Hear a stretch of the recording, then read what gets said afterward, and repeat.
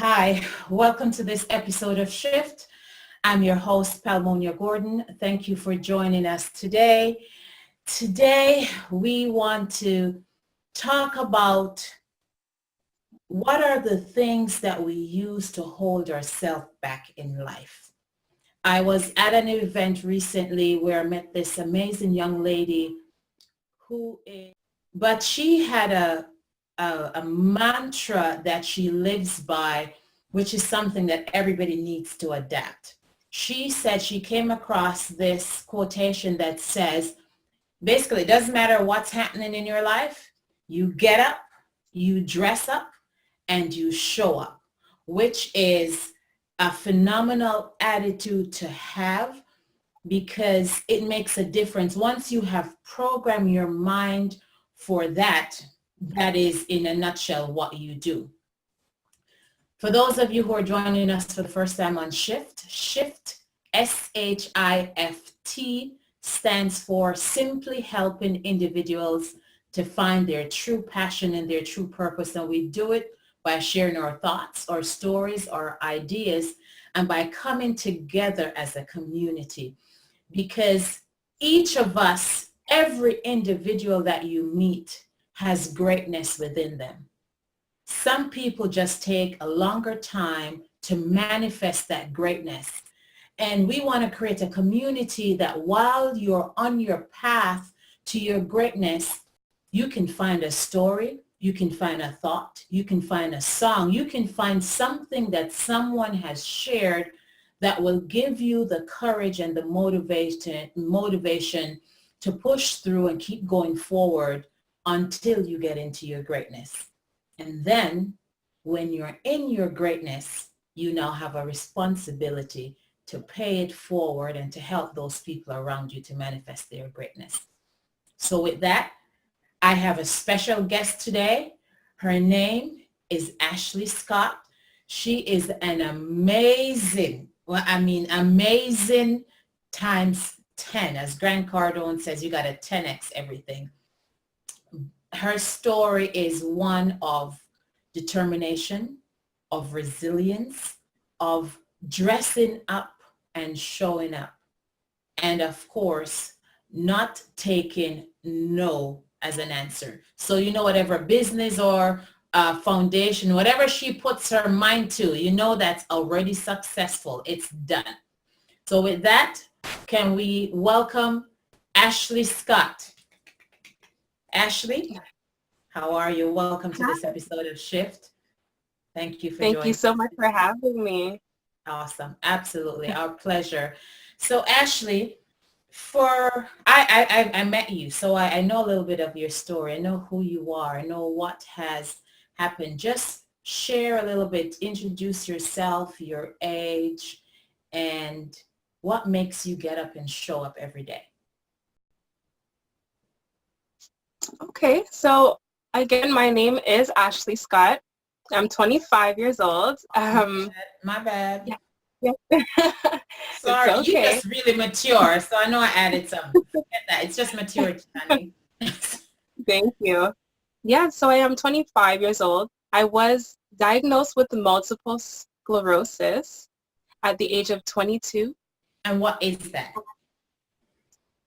Multiple sclerosis is an autoimmune disease. It fights against your immune system is basically attacking itself. And what it does, it eats away at the myelin sheath in your brain and in your spine. So it does have an effect on the entire body. So I am fighting against that right now. And it's been a tough but a learning experience. And with that, I've decided to do something different. Instead of working a regular job or trying to build up someone else's business, I took it upon myself to start something for myself. And what makes me get up in the morning and show up is to fight. I'm a fighter, and I choose to fight against everything. I choose to fight for what I want in life. And yeah, that's So pretty much. how long have you had MS, and how did you first become aware that you had developed this? So I was diagnosed with MS back in 2016. So I was 22 at the time I was diagnosed. I believe that I've had MS for a while because once the doctors brought it to my attention what my symptoms were, I've been having those symptoms for quite some Very time, long maybe time. about a year prior. What brought me to go to the doctors actually, one evening, my family and I, after dinner, we went for a walk, and I was walking and my leg just started getting really heavy, and I wasn't able to keep up, so I actually had to turn back and go back home. And a few days later, my right side of my body went numb. Like I had no feeling in my right hand. I had no feeling in my toes. My hands and my feet always felt like they were sleeping, that tingly feeling. Yes. And so I did go to the doctors, and they didn't see anything wrong. And so he just told me to rest, relax, and that's what I did. Did you feel within yourself that something was wrong though? Because even as you're speaking, I'm thinking we need to become more in tune with ourselves and to listen to our instincts. Did you feel that something was wrong even though the doctor was saying, okay, just go rest? Yes, I did feel something was wrong because of the fact my feet always felt like they were sleeping. So I felt like I was walking on pins and needles at all times. And then my body, like every time, I'm not sure if this happens with anyone else, but when I put my head down, I will feel like a tingly feeling going down my spine. Wow. And that was the first time I was like, something is really wrong because I don't think this feeling is normal. And that was what brought me back to the doctors actually. And so we did an MRI, and they did see some abnormal activity happening in the back of my brain and the top of my spine, which did turn out to be multiple sclerosis. That's what they diagnosed it as. After the diagnosis, I was still getting the same feelings, but they were kind of on and off. So in the beginning, as I said, I did have symptoms for quite some time, and that was one of them. And it was on and off, so I didn't really think anything major of it. But it wasn't until I went on vacation and the heat. Oh, The heat wow. is a trigger for MS, yeah. So you So love the winter then, do you? Or you no, have grown to accept the winter? no, I actually don't like both. um, it's kind of like a lose-lose. So winter, it does affect my body. Like if It it's really does? cold, yes.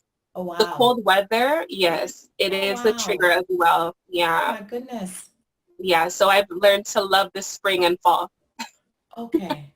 Yeah. Okay. Wow. So Interesting. yeah. So it wasn't until I went on vacation Yes. and the heat, not knowing that the heat was a trigger, I don't like AC. Mm. So when we went on the resort, we actually turned the AC off in our room. So that just made it Okay. worse. Yeah. Yes. So I was getting really hot and wasn't cooling down the way I needed to, which affected my left side of the body. So my entire left side, I had partial paralysis in the left side. Wow. So I wasn't able to walk. My balance was off. I wasn't able to do a lot for myself. Wow. Yeah. What has the impact been on your family? And by family, we're talking about like how many siblings are you? And how does it affect? Because when we have a change which is drastic and affect our day-to-day activity and especially our ability to function, the independence, it's a different kind of battle because there's the part of you that's fighting to get well. There's the part of you that's resisting being dependent on other people. because now you're looking at, well, how is it affecting them? I don't want to ask this person to do this. I don't want to ask this person to do that. Or even making yourself more ill at times, feeling guilty. Oh, Johnny was supposed to go to this, but he decided not to go to stay with me. How did that work out in your family environment? Um, well, they all say, like, I'm here for you. You can ask for anything. Personally, I felt like I was holding them back from a lot. Mm. Even on vacation, there were times where we were supposed to go on these excursions with the resort, and my sister would have to stay back to either bring me back to the bus to sit down, or just keep me company because they didn't want to leave me alone. I Mm-hmm. felt bad Mm-hmm. at the fact that I felt like I was taking away from them. Even with doctor's appointments and stuff, I felt like, I was taken away from their day. They would have to miss work to bring me, and it was tough. It was actually pretty tough. There were times where I would be home, and they would come home to me being on the ground because I was trying to get Mm. up to go to the restroom, and I didn't want to ask for that help. I wanted Yeah. to be able to do it on my own, and it was tough. I could say it was tough on them. Based on that experience, because even where you said, having to ask for help, I remember once when I was pregnant and the kids came home and I actually said to them, I almost called 911 today because my sciatica had kicked in, and I stood. I was between the bathroom and the living room, couldn't get to the powder room downstairs.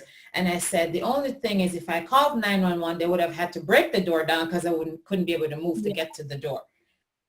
So what would you say, having had that experience, have you gotten past that where now you're okay to ask for help? Because I know there are other people out there now that may be just at the beginning stage of, MS or something else. And the big challenge is, I don't really want to ask for help. I don't really want to take from somebody's day.